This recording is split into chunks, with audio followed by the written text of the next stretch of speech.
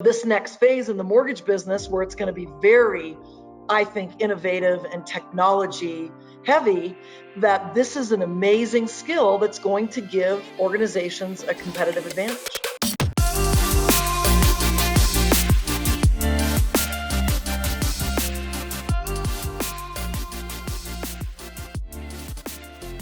Greetings, everyone. If this is your first time joining us, welcome to the Mortgage Innovators podcast, where we deliver fresh and hopefully entertaining and fun insights on all things mortgage and the innovation propelling our industry forward.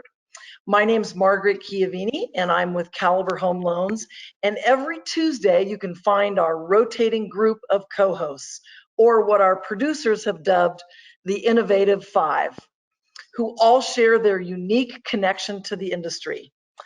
This week, we have joining us Sue from Total Expert, Michael from American Pacific, and Dan from Finance of America. Really great to have you guys. Thank you. We're just missing Dave, and Dave will be back next week. And now we'd like to thank our sponsor, Qualia. Qualia is the category-creating digital closing platform used by thousands of lenders across the country to seamlessly work with their title and escrow partners.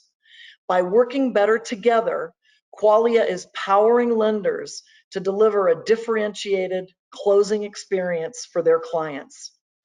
Through real-time communications, closing status updates, and workflow management, Qualia brings lenders together with home buyers and sellers, title and escrow agents, and real estate agents for a secure and seamless closing experience.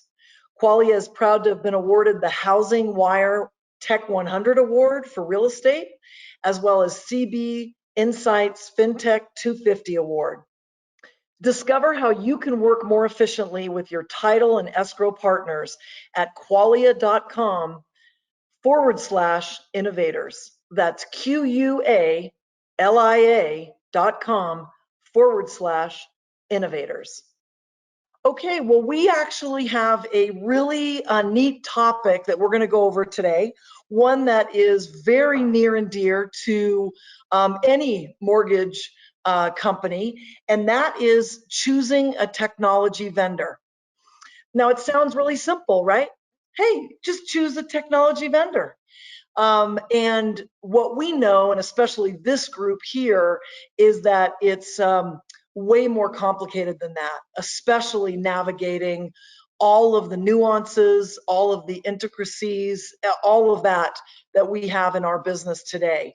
So what I'd like to do is kind of kick off the conversation by saying and asking you guys, from your point of view, fundamentally, what does a project plan look like when you need to select a technology vendor?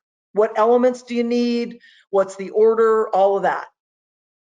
Yeah, I can take that to start with. For us, we kind of two different folds, as we go into our process. And one piece of it is around, is this a new technology that's solving for something that's not there at all, or are we replacing something? And that even though it's still kind of the same roadmap for us, that does create some little nuances, if it's a replacement versus a brand new technology. So I'd say that's where we start at as we're even heading into the RFP process, where we're getting proposals from multiple vendors that are in that space. And then, going through our due diligence, internal.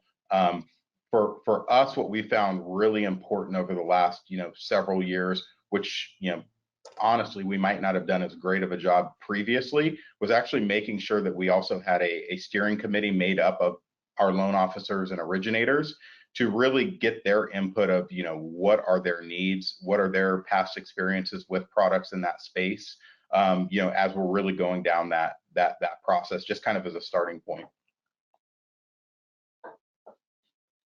Dan, yes. Any thoughts? Yeah, so from a project planning standpoint, assuming we've already made the decision to move forward with, such vendor or partner, we really try to do a couple things as really is part of the contract agreement. One is making sure that we define what our implementation strategy for that vendor or technology may look like, and making sure that we're aligning the cost structure with our phased rollout approach. So we're a fairly large organization. I'm not going to pay for something on day one for 1,500 mortgage advisors when our rollout strategy is saying we're not going to get the full launch for 6 months. So really, we before we execute any type of contract, really define that strategy. What does the implementation timeline look like? When will you be able to put your first day one users on that platform? What does your pilot process look like? What does your next second, you got to, from pilot to second iteration, you typically always know if it's something that's going to be injected into a process. After pilot, you're going to have a block of time where you need to define that product. So make sure you define that gap of time, whether that's 30 days, 60 days, whatever that may look like, depending on that technology, and into full launch, and then continual iteration. So make sure you really define that entire implementation strategy all the way through potentially even adoption. Especially if you're talking with distributed retail advisors, we all struggle with adoption in different areas. Yeah. So depending on the impact to their process and what they do on a daily basis and how much you can automate versus how much you're going to rely on them to change processes and habits, could string out to 6 to 9 to 12 month implementation strategy. So really just define that strategy up front, align that with your contract to make sure that when you're going into your executive team, you can be as prepared to talk about how the cost structure aligns with your implementation strategy. So Margaret, I had to be here as a technology vendor to make sure I was representing for the technology vendors that we're talking about here. But just such great comments from both Michael and Dan on this. And one of the things that I would say is the most important, because I can share from the technology vendor side, we want you to go through a great process and be very thoughtful about it. But the number one thing that I would say is often missing is really for, I think it's the clarity on what problem is it that you're trying to solve. Like, for example, if you we've all gone to the grocery store when we've been hungry, and you come home with a very different set of things than if you went to the grocery store with your list and your plan and so forth. And I think people will sometimes approach technology in that same way. They're hearing about somebody else doing something and they get FOMO and they're like, oh my gosh, I'm gonna go do this thing and I'm gonna grab it. I don't know what it does, but I wanna be cool too. Or, it's like, settle down, make sure you understand what problem it is that you're trying to solve. Let's go home, eat a big meal, make your grocery shopping list, then go to the store and know what you're after. So I think, before anything, understand why are you even out there in the market looking for a solution in the first place? What problems are you trying to solve? I love that you brought up, having your end users when you have, it's very unique in the mortgage industry, having your end users 100% on commission, right? Because they have a much different voice than when you have a bunch of employees that are on salary. So I love the idea of having that committee so that they've got that voice, but ensuring that everyone from leadership, decision makers, administrators, down to that end user are all clear and aligned on what problem is it that you're trying to solve with the technology that you're looking for. Yeah, that's fantastic. I'm wondering if you were following me in the grocery store. I saw those fruit snacks, girl. I mean, I'm just telling Yeah, you. So. exactly. Let's say you don't know the vendor yet. You haven't gotten to that point. Okay, you're literally, to Sue's point, you've identified a problem, whatever it is, and you've used resources. Of course, the mortgageinnovators.com resource is an incredible resource. And you have to do something, but you don't really know where to start. What would be sort of your thoughts and your advice and your counsel on that? Just, oh my gosh, I have a problem. I know exactly what I need to solve, and I don't know where to start. Yeah. For us, what we have is, we have a process through our project, our PMO office, So, anytime that we're, looking to implement something new, we go through a full kind of project charter. So, we identify, what we're trying to, solve for, what type of solutions we're looking for. We do research on, what vendors are out in the, the marketplace. There's a lot of great, different resources, websites that, kind of outline some of the top players in a lot of these spaces. And then we go into kind of our request for proposal. So we all internally, put together what our business requirements would be for our various areas that technology might touch. So whether it's sales facing, whether it's internal process enhancements, whatever it is, any department that would touch that system puts together their needs list, their want list, what would be the ideal solution. We put that in a request for proposal, and then we send that out to the various vendors that are in that space, and then we kind of start seeing what comes back. And then that's where we start kind of our process of elimination. How many boxes do each of these check? Which are checking the mission critical versus the nice to haves? Which things could we maybe get added to their product roadmap if it's something that's really important to us, but it's not maybe there with them right then? Are they a company that's going to offer us custom dev work so we can work and build out some things that are going to be unique to us? So that's kind of where we start, is really kind of with our project team, putting together the business requirements and then going through that request for proposal process. Yeah, Michael, I completely agree. Just a couple of additions to what you said, but I completely agree with everything you said is, leverage your peers in the industry too. I mean, I do that. I do outreaches a lot to industry peers, and, we're all trying to really accomplish the same goal, even though some may view us as competitors in the space. We're all trying to really push the industry forward, right? So we all are typically fine with sharing, ideas on how we're solving a problem, especially, we all get tasked with solving different problems every day, and some of them are just not well-known problems that people have solved. So leveraging industry peers is definitely something that I turn to constantly to see how other people are solving those problems. And we also leverage Stratmore Group a lot. I would speak very highly of them. They're a great industry leader, really focused on, mortgage and different verticals within the mortgage space to solve those problems. We also subscribe to Gartner as well, which can help with, I would say, more generalized, technology problems to try to see who the leader is in that space as well. Yep. And, I would actually say, I was going to say real quick, not even just peers, but I think big miss, and it's heading into Sue's direction, is leveraging our existing partners, because there's so many of them are integrating, with these other. See, I knew that's where your head. I was like, I got to give Sue the plug. Sue's normally one of the calls I make. Yeah, but that's exactly it. That's exactly the point I was going to make, is to think about what, who are your current vendors already, because what you want is to be creating a cohesive tech stack, not to have this basket of things that are kind of disparate where the data is not flowing seamlessly and it's not a part of a cohesive strategy.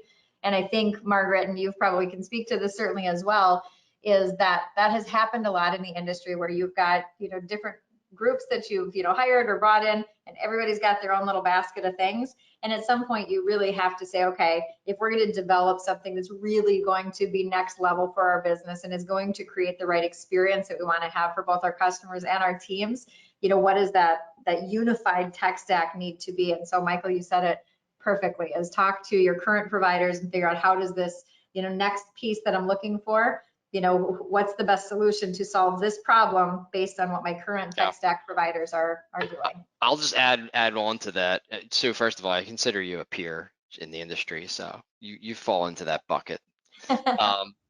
But as far as integrations are obviously so important, and what Sue touched on was spot on, is nobody needs another widget that falls outside of their box, that they have to do something unique to use this new tool set. Like, nobody wants that anymore.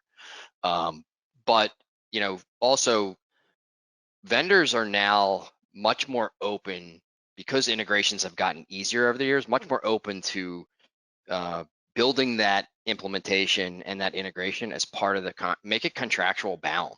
Like, literally, I will not turn on your system until you integrate with Total Expert or whatever that integration partner is. Make it contractually bound.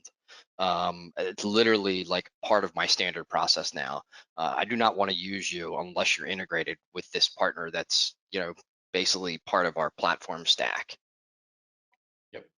Hey, and Dan, when we were chatting before, you said something really neat, and Michael kind of dovetailed on that, and that is that they're not vendors, but they're partners. Mm-hmm. And I really like that. And I like that with the whole conversation that we're having, that's what you want from a partner is saying, hey, we have this issue to solve. We want to make sure that it's integrating with Total Expert and, you're our partner. So I think that's great. So true. Yeah. So I want to cover a couple more things that I think are really important. Michael, when you all are choosing a technology vendor, is it a formal project that is written? Yeah, I mean, for the most part, unless it's something that's, very kind of, small plug and play, but anything that we're talking about that's a, full on system integration, that it's, being built out, it's integrating into our LOS or, our point of sale systems, it's going to be treated as a full project. Just because too, we want to make sure there's always those things that, I can think I'm going to remember, but I'm not going to remember how it's going to affect operations because that's not my focus. That's not my wheelhouse. We need to make sure we have somebody, on the project team from the ops side then, or, one of the various departments that could be impacted that I'm not going to think of because I'm in sales and production. So for us, yeah, we treat them all as a project kind of rollout.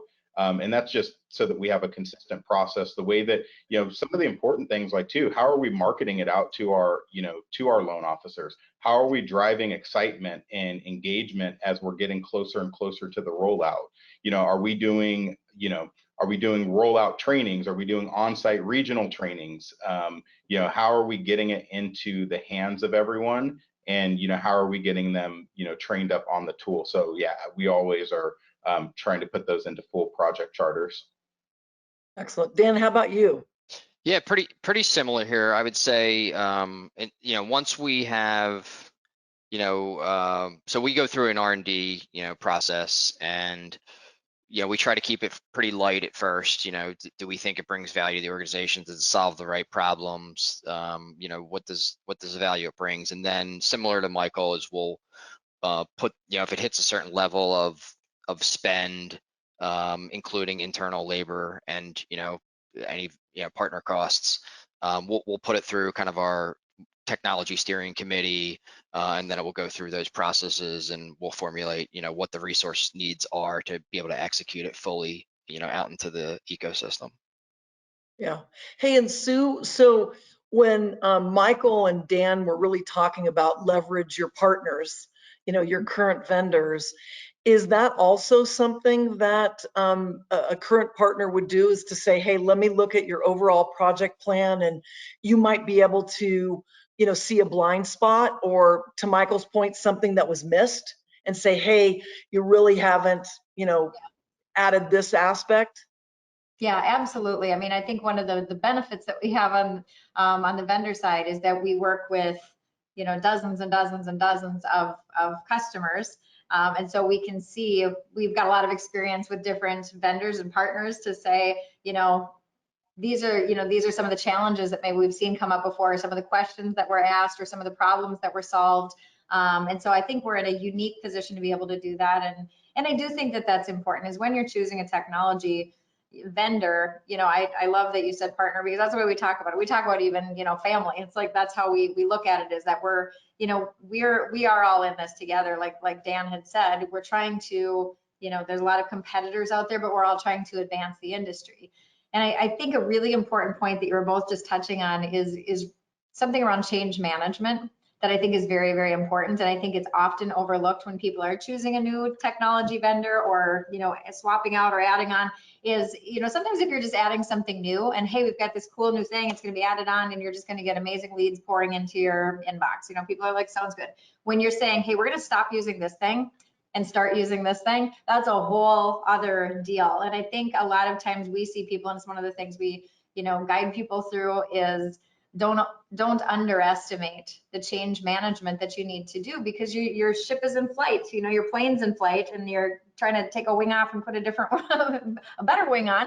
But that should not be underestimated. And I think it's something that, again, when you've got folks like these leaders here, they know how important that is. But I'd say for the folks listening, don't just leave that to, the folks who are hooking up the pipes and the plugs and say, they'll figure all that out. I mean, you really have to, from a leadership level, lead your organization through that change, because some of it might be hard.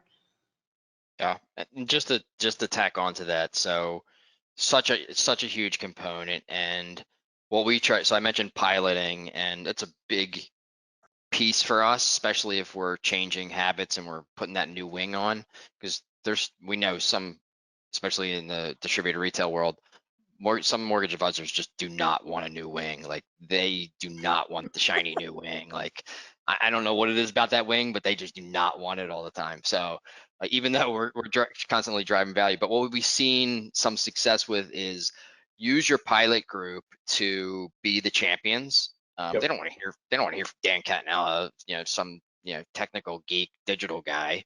But you put one of their top producers on the pedestal. They love doing it too, but make them the spokesperson for your new technology, and adoption will follow from there. Yep, 100% agree with that. Yeah, that's great. One thing I want to just make sure we mention is that mortgageinnovators.com did a fabulous white paper on choosing a technology vendor. And I think in this podcast, we're going to make that link available. It's free, and it's an excellent piece. And I really recommend to our audience that they check it out. The thing that you guys triggered for me, me, I'm always looking for a competitive advantage, right? I'm always looking to reduce costs, increase returns, and wherever possible to create standard practices so that, my organization, other organizations can implement. It takes, just like what you were saying, Michael, you just don't forget the stuff, and I love the fact that you create a template, as you said, Michael and Dan, it's a project plan. And so you see it across all sorts of customers. And it occurred to me, because we're always talking about innovation, that the skill of selecting a vendor is actually a skill you can get good at. And then you can literally, no matter what the vendor is, you have a template of all the thinking you need to go through. What are all the questions? What are all of the testing? All that stuff. And it seems to me, as we're rolling into, this next phase in the mortgage business, where it's going to be very, I think, innovative and technology heavy, that this is an amazing skill that's going to give organizations a competitive advantage, which is cool. So, okay, you said, a lot of you guys said integration. Can we switch over now, sort of on the topic of integration? People say, oh, well, we want it to integrate through API. Well, no, we want SDK.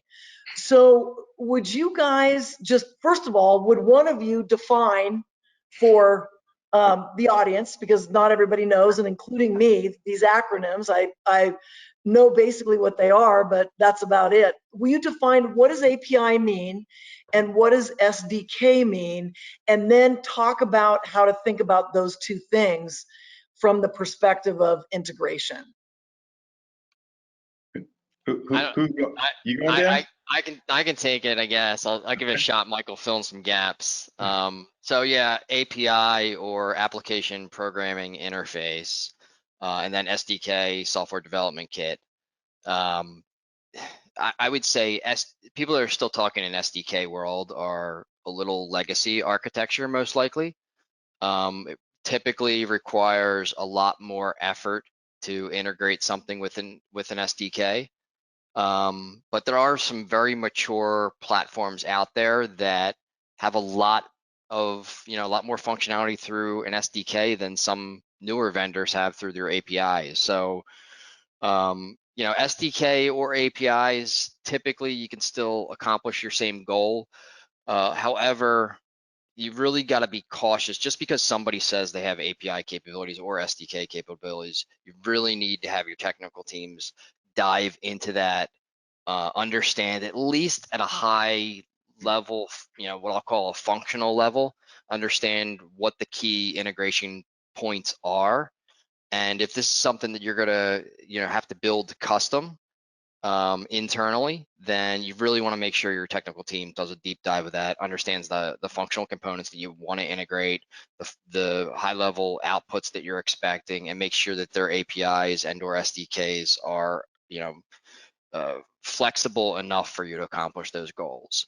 I do just go back to what I said earlier, is it's part of the reason why I like to build it into the contract, especially if it's vendor to vendor, because it takes you out of that mix. And unless you basically get that integration that you expect out of those two vendor partnerships, your contract in essence is null and void until you complete that. So, day one, when I start spending money on the technology that you're promising me, I expect this integration to do and operate the way we agreed to.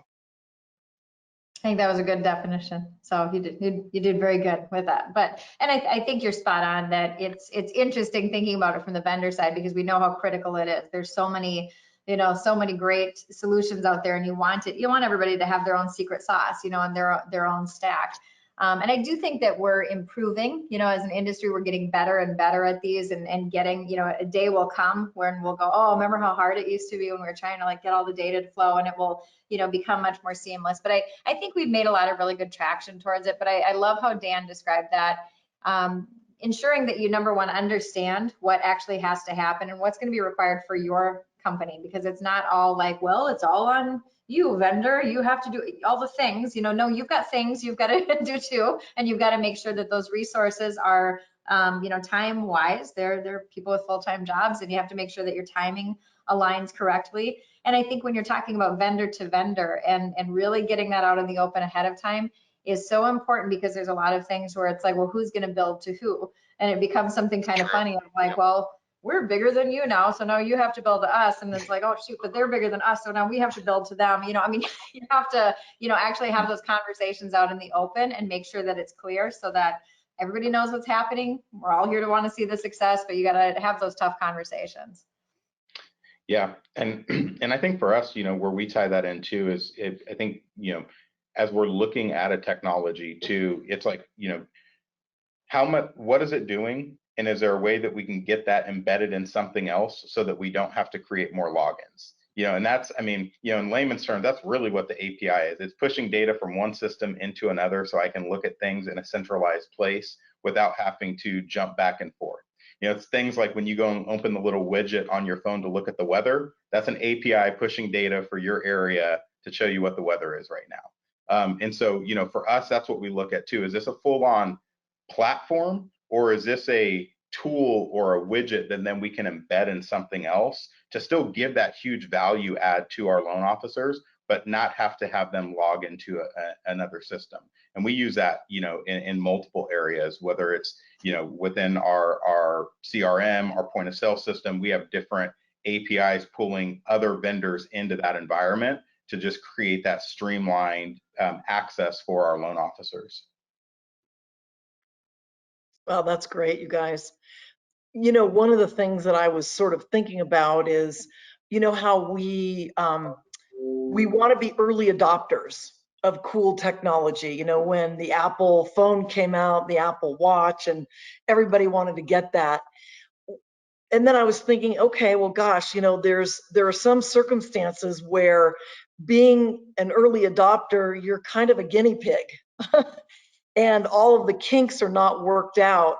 Where's the line between early adopting and when that can be very powerful as a market differentiator for your company, as a way to promote more efficiency, as a way really to innovate? And gosh, a guinea pig and it didn't work out so well? Such a great question.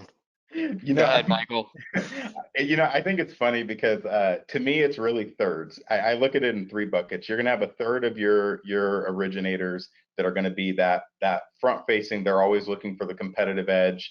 They're gonna be sign me up, win, lose or draw. I want to be the first to see if this is an impact that can, help improve my value proposition in my market. Then you're gonna have that third that's like, let me wait. I'm not saying no, but let me make sure that this is tried and true before I switch my business around. And then you've got the third that's like, I'm successful without it. I don't want it, and leave me alone about it.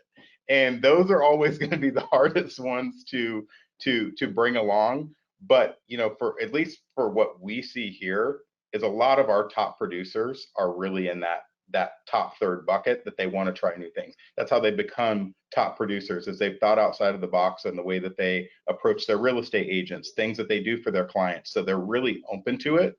So for us, it's really doing as much due diligence up front so that they're not guinea pigs in the sense of like, all the trials and tribulations, but they're really able to be innovators in applying something new because we've done our job at vetting it out and making sure that it's a viable solution versus just saying, here's something, go try it, come back to us and tell us what it is. And I think it goes back to what Dan and Sue said at the beginning, is what problem is it solving, and identifying that very clearly up front.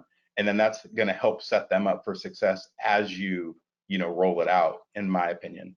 Yeah, I would just add to it. I think that there's that fine line between cutting edge or bleeding edge and leading edge.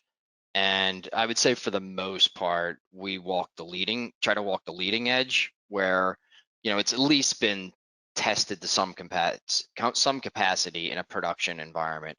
It doesn't need to necessarily show that they can have the scale of our organizations, but it's at least been tested in some level of production environment.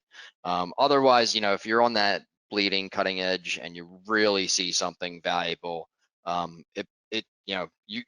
just got to set the expectations up front, right? And let people understand that there's a significant amount of value for you to invest in this technology, but there's going to be some bumps along the road. It's anything bleeding or cutting edge, there will be bruises and bangs in between. There's a reason it's called bleeding edge, right? Yes. Well, or cutting. I'll say for cutting edge, but I can say on the technology vendor side, it is an amazing gift when you do have someone that is willing to be, and wants to be, not just willing, but wants to eagerly be that early adopter and knows that, there's going to be some bumps and there's going to be some bruises, but they also deeply know we're listening and we're wanting this to be right. And so tell us, give us all the stuff. And, and I think too, it's a huge responsibility when you are, I was an originator for years, and so I deeply understand what a big responsibility it is when you're putting something into place for someone that is generally 100% commission, and these are their relationships, and this is their database, and these are their customers and people that they have fostered for years and years. It's a big deal to go change something in that formula. And as you know, I mean, Michael, I like how you had kind of your thirds, and you do have that chunk of people that you could give them a pack of Post-it notes and a Sharpie, and they're going to be successul with that. Like, it doesn't matter what you give them, they're going to be successful. But really honoring, at all levels in the company, the fact that they're entrusting you with the decisions that you make and how this will impact their process and their relationships and their experience. We take that certainly very seriously. I think most technology vendors that I know really deeply do. And I know you do for your folks as well. Yeah, that's fantastic.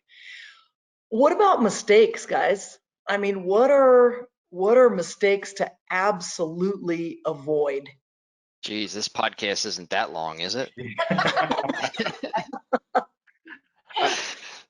Oh, that's the day-long special that we'll do. But that is, I think I think it's really understanding who you're getting into partnership with. I think it's the expectations on both sides. I think one, common gap that I've seen at times is really putting it all on your technology partner. you don't get the adoption that you want out of the gate, and it's like, what did you guys do wrong? Well, it's like, well, no. What did we plan out together? Are you having resources as the lender that's dedicated to training, adoption, attending, calls, being on these things to understand what's coming out. For us, one thing that we really look at, even as we're going through our RFP process, is, what percentage of revenue are they putting back into research and development? What's their 12, 24, 36-month roadmap look like? Where are they head? Like, I care less about where you are right now and more about, where's your roadmap headed towards versus what we're looking to do? Because to me, that's a partnership. The next year, that's a contract. That's a 12-month out clause. I care about not having to switch my LOs onto another platform 2 years from now. And so that's one thing that we really look, heavily at. So, it might be, more of just what to be careful of, because we fortunately haven't ran into that too many times, but that's something that's really important for us. Couldn't agree more. I think, we look at vision alignment and roadmap for sure as, it's a big investment for an organization to sign up any technology provider. So it's not people that come in and want to give you a 12-month commitment to a contract, like, yeah, that's nice, but I don't want to commit to any technology provider or partner for 12 months. Like, this is a long-term partnership. So making sure that you understand what their vision is, they understand what yours is, making sure there's alignment and synergy there. And, like Michael said, making sure that you really understand where they're going and what the roadmap is to, far into the future. It might interest you to know that on the vendor side, often vendors have a list from mistakes that we have made by saying, sure, come on, get on board with it, and not asking the right questions to find out if that customer is a good fit, right? And we know this in the mortgage industry, those realtors or customers where you're like, I should have never, I shouldn't have started that partnership. But we feel the same way because we don't want anybody. And I know all the technology vendor buddies that I have, I know they feel the same way. No one wants someone to come on board and have a bad experience. And so when that happens, you look very carefully at what happened and how could we have avoided this, what mistakes were made in their process or ours where we could have headed this off. So we actually have health scores that we look at the companies that we're talking to as a vendor to say, should you, are we a good fit for each other? It's not yes to everybody, it's yes to, is this going to be a good experience for you? So some of the things that we look at and mistakes, that we've learned from are finding out, what is the health of this company? Is the company healthy? Are they growing? Are they stable? Kind of what's happening for them. Are they in alignment? Does their executive and decision-making team seem like they're in alignment, or are there some, big detractors there somewhere that is somebody that's in a key position who could really cause problems later? Does the company have the staff that they need, whether it be administrative or technology-wise? Do they have the technical team that they need to actually properly do their part in implementing this, because it's not all on the vendor. Are they agreeing with our best practices? We have a set of best practices, and sometimes people say, well, yeah, we like those, but that one, no, we're just going to do it a different way. And it's a bit of a red flag where you have to kind of say, well, let's make sure that this is really right for you. And we also look at, is there some dependency on another solution that needs to come alongside this at the same time, right? Because it can be a great experience, but it makes it complex. And so there are certain things that we've seen mistakes made by not vetting those things out. And so I think we, and again, a lot of technology vendors are doing a service by asking some of those questions and saying, hey, are we a good fit for each other? And is this the right time? Well, you really showcased why the distinction goes from vendor to partner. That's great. Yes, she did. She did. Yeah. Well, thank you. This is a great conversation. Sue, Michael, Dan, thank you so much. We're coming to the end of our podcast, and I'm excited because I now see choosing a technology vendor as a skill that if you got good at it, or when you get good at it, it really is a competitive advantage. So I thank you all for spending this time with us and our audience, and for all the expertise that you bring. I just want to remind the audience that the mortgageinnovators.com does have this white paper on choosing a technology vendor.